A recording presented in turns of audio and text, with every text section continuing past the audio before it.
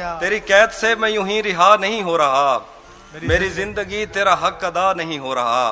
मेरा मौसमों से तो फिर गिला ही फजूल है, तुझे छू के भी मैं अगर हरा नहीं हो रहा।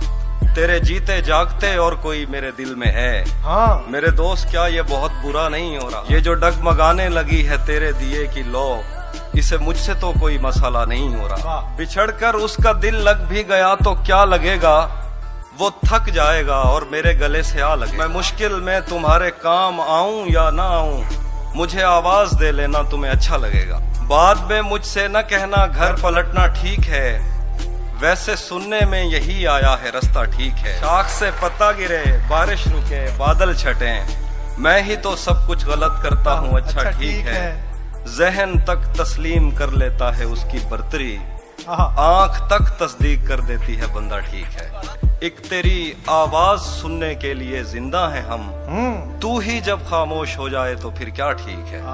टूट भी जाऊं तो तेरा क्या है, रेत से पूछ आईना क्या है।